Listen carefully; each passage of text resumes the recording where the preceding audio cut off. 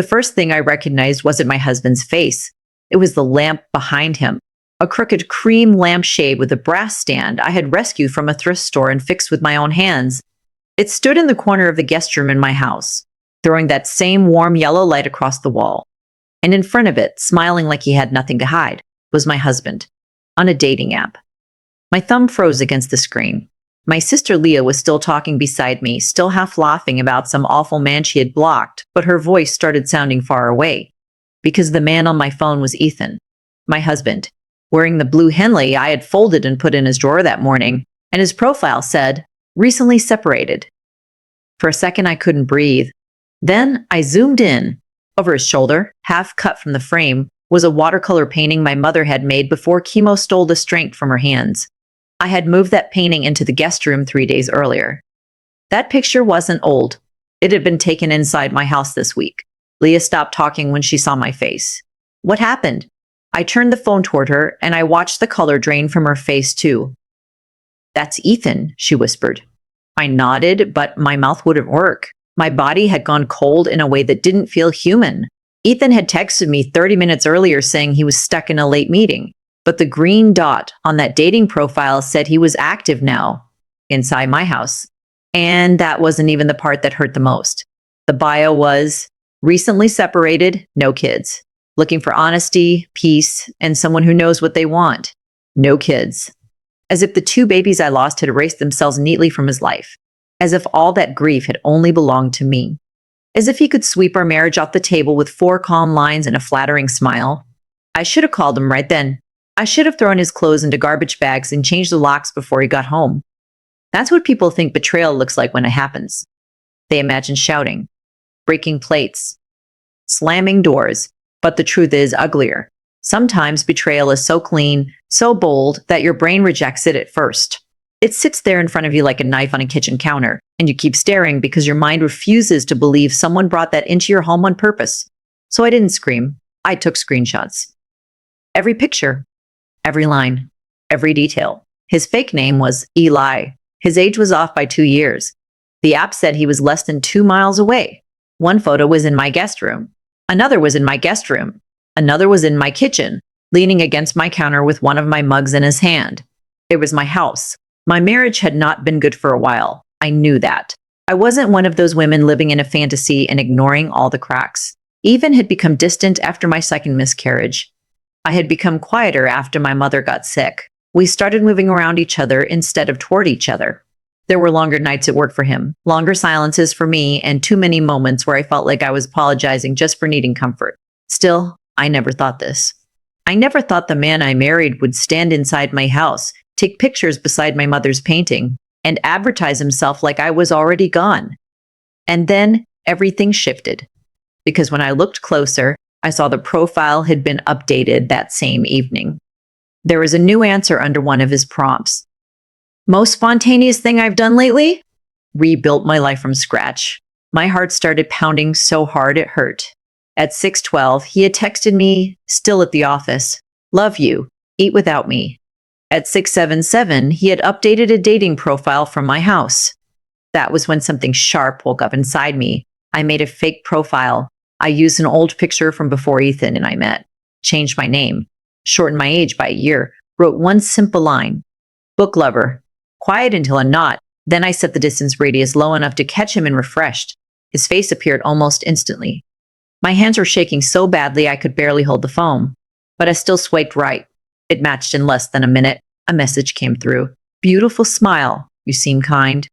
I stared at it until the letters blurred. Then I heard Ethan's car pull into the driveway. My whole body locked.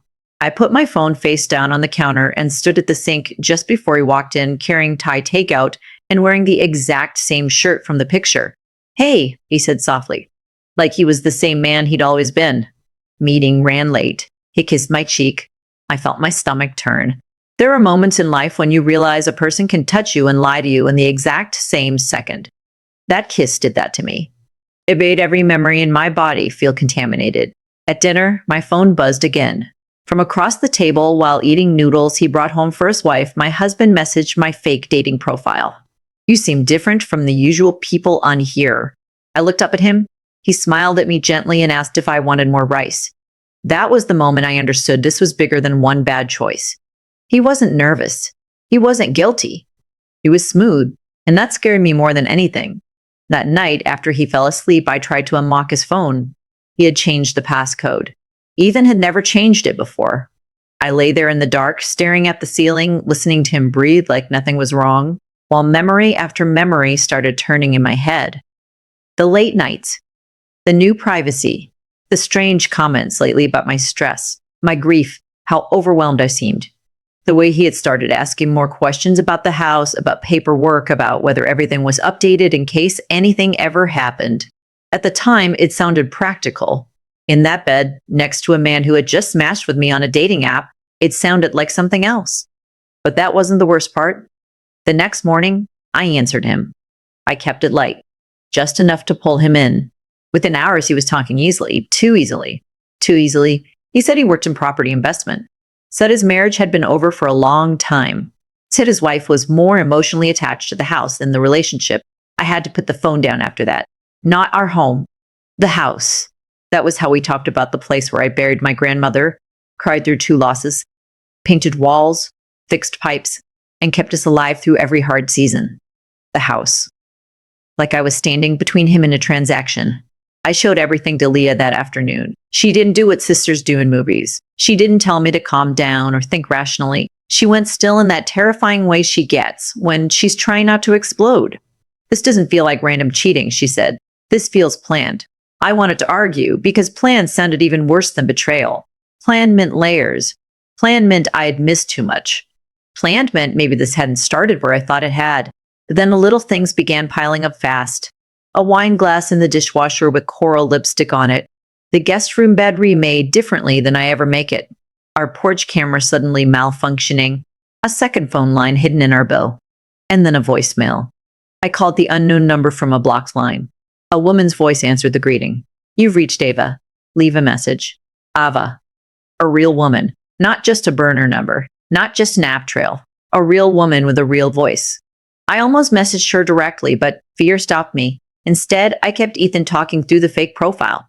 He asked me to meet for coffee Saturday morning at a cafe 3 blocks from our house. Oak and Finch. The same place where he once held my hand over lemon cake and told me he could picture growing old with me. I said yes, but I didn't go in as the date. The manager at Oak and Finch knew me. She let me wait in a storage nook behind the kitchen where I could see the front tables through a crack in the door. At 10:58, Ethan walked in, checked his reflection in the window, and sat down looking relaxed. Not worried, not ashamed, ready. Then a woman walked in wearing a red scarf. Pretty. Polished. Careful eyes. He stood up and hugged her. Not politely, not casually, warmly. I bit the inside of my cheek so hard I tasted blood. He touched her back as they sat, leaned in, smiled the way he used to smile at me when he wanted me to feel chosen. For a moment, I thought that was the deepest cut, watching my husband become tender for somebody else. Then my fake profile buzzed. Hey, sorry, I'm here, red scarf, corner table. I stared at the message and stopped breathing. The woman in the red scarf wasn't his date. She was waiting with him for me. He wasn't juggling one lie. He was juggling multiple women at once. I backed away so fast, I hit a shelf. Paper cups crashed to the floor, and I ran out the back before he could make it to the kitchen door. I didn't stop until I reached my car, where I sat gripping the steering wheel and crying so hard I could barely see. Leah found me like that. When I finally managed to explain what happened, she went quiet for a long time. He's practiced, she said. That word stayed with me. Practiced. Not messy. Not impulsive. Not a husband having some pathetic midlife collapse. Practiced. Like he had a system. Like women were becoming roles in a script he had already memorized. And then everything changed again. 2 days later, I got a message from the red scarf woman. I know he's your husband. I read it 3 times before answering. We met in a crowded cafe with Leah 2 tables away. The woman introduced herself as Ava, and the first thing she said was, I'm sorry, I didn't know about you. I believed her immediately because there was no performance in her face. Just that tired, sick look women get when the truth reaches them half a second too late. Ethan had told her he was nearly divorced, said his wife was unstable, said he was trapped in the house because of paperwork, said he slept in a separate room, said he was trying to rebuild his life. But then Ava said something that made my blood run cold. He kept asking about my clients, she said, about who has money, about who likes real estate, about whether people invest privately. I stared at her. She slid her phone across the table. There were messages from him. Furry ones, yes, but mixed in with them were questions. Careful ones, strategic ones. Not the questions of a lonely man looking for attention, the questions of someone screening targets. He had sent her pictures from inside my house and called it a historic property with huge upside. He said once the divorce dust settled, there would be a huge opportunity. He asked if she knew people who liked boutique development projects. I felt the room shift under me. He wasn't just cheating. He was using my house to build trust with women who had money. That would have been enough to destroy me on its own. But Ava had one more thing. A PDF Ethan had sent her. Inside it was a glossy plan for turning my home into a luxury property. New rooms. New profit estimates. Big promises. And there in the middle of the page, my address. My house. My grandmother's house. My body went numb. I had spent days wondering whether my marriage was collapsing. Now I was staring at proof that my husband had turned my home into bait. And that wasn't even the biggest twist, because that same night, Ava said one sentence that opened the floor beneath me. He asked whether the house came to you before marriage, he said. Like he cared a lot about that part. Before marriage. Not ours. Not ours together. Mine. Something old and ugly clicked into place. Suddenly I remembered how interested his mother, Diane, had always been in the house. How she used to walk through it during holidays with that cool appraising gaze, talking about potential. How she once said the neighborhood would be worth a fortune one day. How Ethan always brushed off my refusal to sell like I was being emotional instead of protective. By then, my chest hurt with how hard my heart was beating. I called a lawyer the next morning. Her name was Priya, and within minutes of hearing me, she said the words I didn't know I needed. You are not imagining this. I nearly cried right there in her office. I showed her the dating profile, the fake messages, the investor file, the second number, the photos from inside my house. Priya's expression changed from concern to something colder. Then she asked one question. Has he ever tried to make you look unstable? I thought of every time Ethan used words like overwhelmed, fragile, forgetful, emotional. Every time he softened my reality until I seemed unreasonable for feeling it. Every time he made concern sound like control. Yes, I said. That afternoon, Leah slipped into Ethan's office while he was in the shower and photographed what she could find. We didn't get much, but what we did get was enough. A folder with my name on it. Inside were copies of my fertility clinic paperwork, old prescription information, notes about stress, grief, and loss. On top of it was a handwritten sheet in Diane's sharp little script listing reasons I might be too emotional to make major decisions. I stared at that page until my vision blurred, not because it was complicated, because it was simple. They were building a story about me, a weak woman, a grieving woman, a woman too unstable to protect what was hers. Then Leah found another page beneath it, a loan paper with my forged signature. I knew instantly it wasn't mine.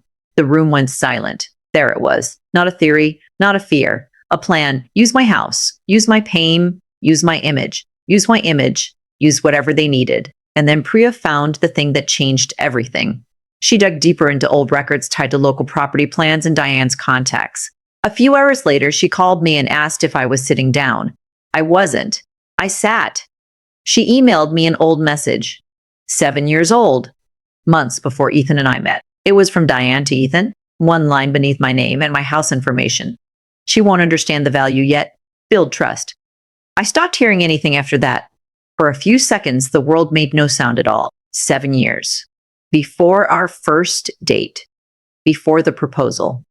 Before he stood under my grandmother's string lights and told me I was home. He had known about the house before he knew me. I wish I could say I cried. I didn't. There is a level of pain so deep, it goes past tears. It becomes pure stillness, pure humiliation, pure horror. Because up until then, some stupid broken part of me was still asking whether our love had once been real and then rotted. That email answered it in one line. Maybe some feelings came later. Maybe not. It no longer mattered. The truth was this: greed had been in the room before romance ever arrived, and that was the real betrayal. Leah came over when I sent her the screenshot. She read it, sat down slowly, and covered her mouth. "Oh my God," she whispered. I nodded. That was all I could do. But that wasn't where I broke. I broke that night when Ethan came home with flowers. Flowers. He set them on the counter, wrapped his arms around me from behind, and said, I've been thinking maybe we should finally get some paperwork sorted out just to protect us. Protect us. I had to grip the edge of the sink to keep from shaking. What kind of paperwork? I asked. He kissed my temple. You know, if life gets hard again, I want to be able to help. That was the moment the grief hardened into something useful. I was done waiting for more proof. I was done trying to understand the psychology of a liar. I just wanted him exposed. So we set a trap. Ava kept talking to him through another profile. Softly, carefully, enough to make him feel safe. Enough to make him believe he still had control. Within days, he invited her to my house for a private dinner to discuss the real opportunity. My house. He told her his wife would be out of town. He told another woman the same night to stop by later because he wanted her opinion too. He was so arrogant by then that he started overlapping his lies. That made our job easier. Freya told me not to confront him early. Let him walk all the way into the room, she said. People like him always think they can talk their way out. That confidence is useful. So on Saturday, I texted Ethan that I was leaving for the weekend to stay with my mother. He sent back a heart emoji. I wanted to throw up. Instead, I packed a bag, left through the front, circled the block, and slipped into my neighbor Mr. Alvarez's yard through the side gate. He had known me since I was a child. When Leah told him I needed help, he didn't ask questions. He just let us use his upstairs window to watch the back of the house. Inside, small audio recorders were already in place. At 6:42, Ethan opened wine in my kitchen. At 6:51, Ava knocked. Through Leah's tablet, I watched him open the door wearing the sweater I bought him last Christmas and the exact smile he used when he wanted a woman to feel special. Ava, he said warmly, you look incredible. She stepped inside, elegant and calm, and handed him a pie she didn't bake. He laughed and took her coat. I watched my husband walk through my living room like he owned every memory in it. He poured her wine, sat too close, lowered his voice into that intimate little rhythm I knew so well. And he started talking about opportunity, about timing, about Dipinito, about timing, about difficult marriages, about women who don't understand business, about a property with untapped value, my property. Then the second woman arrived, an older widow named Evelyn, another one of the women he had been grooming online. When Ethan opened the door and saw her too, real panic flashed across his face for half a second. Just half a second. Then he smiled harder. Evelyn, he said, you made it. Ava looked up like she was surprised. Oh, I didn't realize this was a group discussion. Evelyn stopped inside the doorway. You told me this was private. He tried to fix it. Of course he did. Men like Ethan always think language can save them. It is private, he said smoothly. I just thought it would be smart to gather people who see the bigger picture. The bigger picture. I had heard enough. I opened my own front door and walked in. Everything stopped. Ethan turned. The color drained out of his face so fast it was almost beautiful. Nora? His voice cracked on my name. I stood in the entryway looking at him, at the wine, at the women, at the room he had used like a stage. You told them I'd be gone, I said. No one moved. Ava set her glass down slowly. Evelyn looked from him to me and immediately understood more than he would ever be able to explain away. This isn't what it looks like, Ethan said. I almost laughed. No, I said, it's worse. And then the back door opened. Diane walked in carrying a folder, talking before she looked up. I brought the revised. She froze when she saw me. For 1 second, the whole truth stood there naked in the room. Not because of documents, because of faces. Ethan terrified. Diane caught, Ava disgusted. Evelyn angry. And me, suddenly not confused at all. Priya stepped in behind me with a police officer she had arranged to have nearby once Ethan started pitching the property inside a house he did not legally own. What is this? Ethan snapped, his nice guy mask finally slipping. This, Priya said calmly, is the part where lying gets expensive. Diane recovered first. Nora, she said, that fake maternal softness in full force, you were upset. Let's not do this dramatically. In my own house. After years of being talked down to, softened, managed, and studied, something in me rose up so cleanly that even I felt it. I looked at her and said, you told him to build trust. The room went dead silent. Then I pulled the printed email from my bag and held it up. 7 years old. One line. She won't understand the value yet. Build trust. Evelyn covered her mouth. Eva closed her eyes. Ethan's jaw clenched so hard I thought he might crack a tooth. You went through private records, he said, furious now. I looked at him and saw it fully for the first time. Not the husband I had loved. Not the man who held me after funerals or rubbed my back in bed or knew how I took my coffee. Just a man who thought he was smarter than everyone in the room. You knew about the house before you knew me? I said. He didn't deny it. That hurt more than any confession could have. Diane stepped forward. That email means nothing. We were talking about the market. No, I said. You were talking about me. Then I handed the forged loan paper to the officer. And, this is my signature, I said, except it isn't. Ethan's face changed. That was the moment he understood this wasn't a marriage fight anymore. This wasn't tears and apologies and private manipulation. This was the truth with witnesses. Still, he tried. Nora has been under a lot of stress, he said, turning toward the officer. She's not seeing this clearly. There it was, the script. The one they had been building behind my back. Emotional, unstable, confused. Too overwhelmed to know what she was seeing. But this time, I wasn't alone in the room. Ava pulled out her phone and played one of his voice notes. His voice filled the house. If my wife melts down in front of the right people, it makes things easier. Some women hand you control without realizing it. No one said anything when the recording ended. No one needed to. Ethan looked like a man who had just watched the floor disappear. Then, instead of shame, anger took over. He looked at me and snapped, "You were going to waste that property forever. The property, not the marriage, not me. Not the life we built, the property." That single sentence did more than any evidence ever could.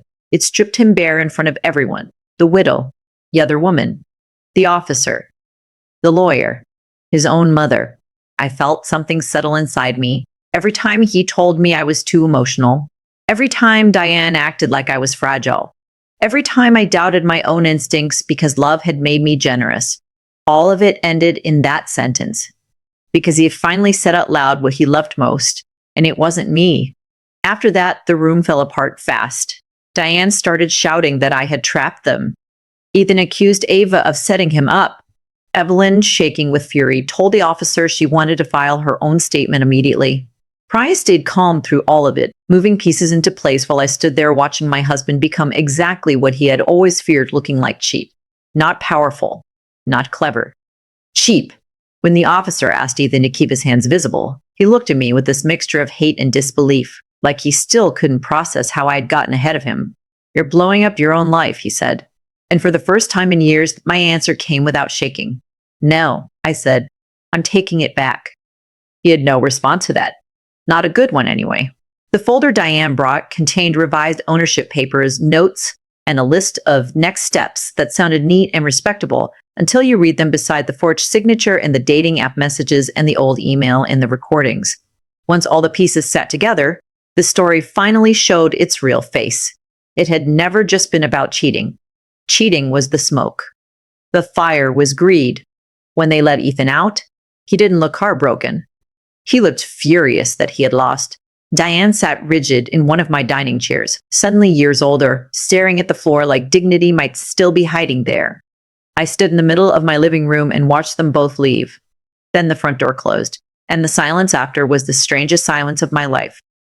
Not empty, just clean. Leah wrapped a blanket around my shoulders. I hadn't realized I was shaking until then. Priya stayed long enough to go over the next steps in simple words, not legal ones. Protect your accounts. Change every password. Change the locks. Don't answer them directly.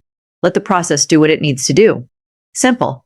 That's what I needed. After everyone left, I walked through the house alone. The guest room, the kitchen, the hallway, the living room where he had entertained strangers with my memories. The same walls were standing. The same painting still hung in its place.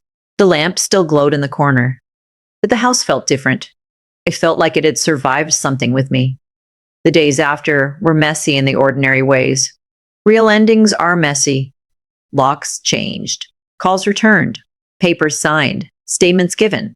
There were no dramatic soundtracks. No miraculous overnight healing. Just the slow, exhausting work of reclaiming a life someone tried to narrate for you.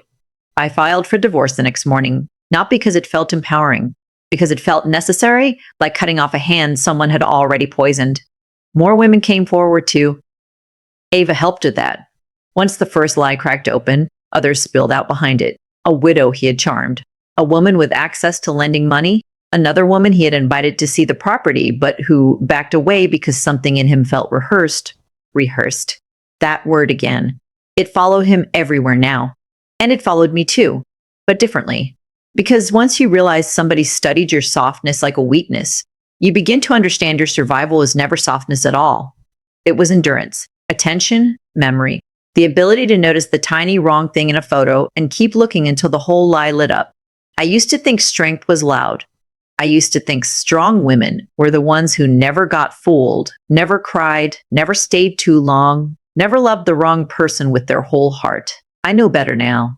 Sometimes strength is noticing the lamp. Sometimes it's taking the screenshot before your hands stop shaking. Sometimes it's staying quiet long enough to hear the full truth from a liar who thinks he's safe. And sometimes it's opening your own front door and walking back into your life while the people trying to steal it are still standing in the middle of the room. A few months later, I turned the guest room into something new. Not because I wanted to erase what happened, because I refused to let that room belong to the story he wrote in it. I took out the bed, brought in a reading chair, a desk by the window, shelves for books. I straightened the lampshade and left my mother's painting exactly where it was. Leah called it my revenge room. I called it mime. Ava and I stayed friends, which still amazes me sometimes. Strange beginnings make honest bonds.